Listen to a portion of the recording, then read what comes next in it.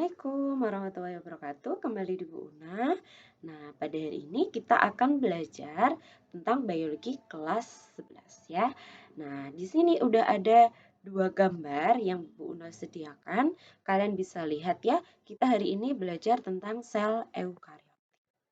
Apa sih yang disebut sel eukariotik? Sel eukariotik itu adalah sel yang mempunyai membran inti ya. Jadi isi dari inti itu terpisah dari sitoplasma yang ada di luar inti. Siapa yang punya sel eukariotik? Itu ada sel hewan dan ada sel tumbuhan. Nah, kita lihat ya. Di gambarnya kita lihat.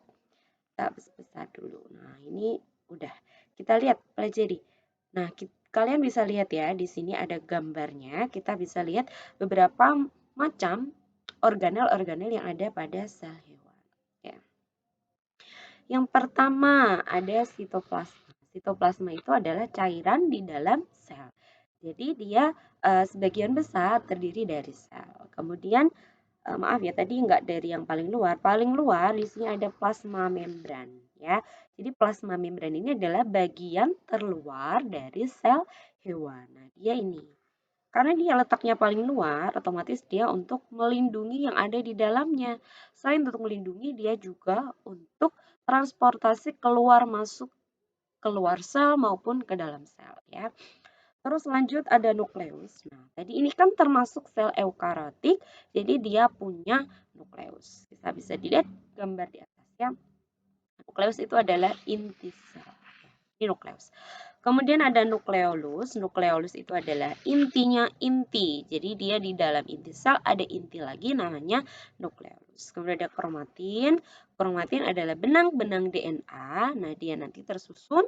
Kemudian dia akan menjadi kromosom.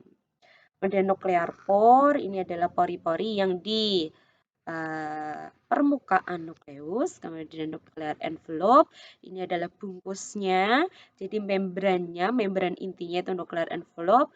Kemudian ada aparatus Golgi. Aparatus Golgi ini fungsinya sama seperti kantor pos, tapi dia menyebarkan protein. Kemudian ada smooth endoplasmic reticulum atau reticulum endoplasma halus.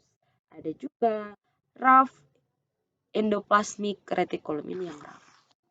Rough itu intinya yang kasar. Reticulum endoplasma kasar itu kenapa disebut kasar? Karena ditempeli oleh ribosom. Jadi dia ribosomnya nempel di sini.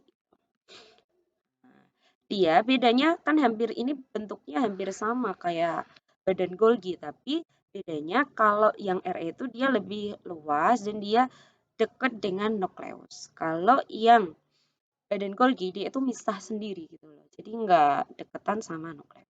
Kemudian kalau yang smooth endoplasmic reticulum dia tidak mengandung atau tidak ditambali oleh ribosom. Untuk nanti fungsinya Bu Una jelasin di materi yang selanjutnya. Kemudian ada apa lagi di sini? Ada mitokondria. Ini juga mitokondria.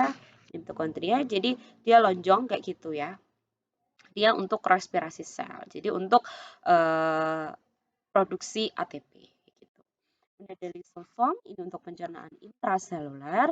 Kemudian ini mikrotubulus. Jadi ini kayak kalau di tubuh kita tuh kayak tulang. Jadi rangkanya sel itu di mikrotubulus. Nah, ini di sel hewan. Sekarang kita lanjut di sel tumbuhan. Dilihat ya gambarnya.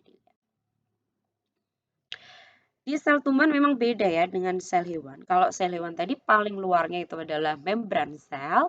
Kalau di sel tumbuhan itu paling luar ini kan seperti lebih kaku gitu ya.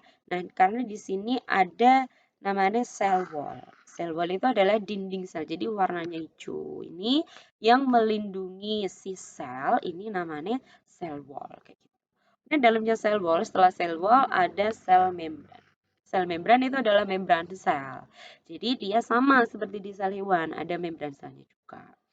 Kemudian ada plasmodesmata, ini bagian dari sel wall. Kemudian ini ada nukleus, sama seperti tadi ada nuklear envelope, ada nuklear pore, ada nukleolus, nukleoplasma. Ini semua ada di dalam nukleus. Karena dia termasuk eukariotik yang dia itu ada membran intinya. Kemudian ada smooth endoplasmik, ada rough endoplasmik. Ini sama, kalau yang rough berarti ada ribosomnya, kalau yang smooth berarti enggak. Kalau ada kloroplas, nah ini yang membedakan dengan sel hewan. Kalau sel hewan tadi tidak ada kloroplas, karena kloroplas ini warnanya hijau ya untuk melakukan fotosintesis. Nah, kalau sel hewan kan tidak melakukan fotosintesis. Udah ada ribosom, tadi udah dijelaskan juga, ada sitoplasma, lisosom. Tapi kalau lisosom ini tidak semua sel tumbuhan ada, tapi ini khusus pada sel hewan, pasti ada. Tapi kalau pada sel tumbuhan tidak semua ada lisosom. Ada mitokondria, sama mitokondria untuk respirasi sel. Kemudian ada vakuola, nah ini yang paling besar di sel tumbuhan itu vakuola untuk cadangan makanan. Kemudian ini ada aparatus Golgi, udah tadi, sama fungsinya untuk mengedarkan protein yang telah dibuat oleh ribosom. Ya. Kemudian ini ada vesikel juga, ada peroksisom. Sama, ini fungsinya badan mikro. Kalau peroksisom ini salah satu bagian dari badan mikro. Nah, ini tadi ada sel hewan sama sel tumbuhan. Sudah dulu untuk materi kali ini, untuk materi selanjutnya nanti di bagian yang selanjutnya. Terima kasih.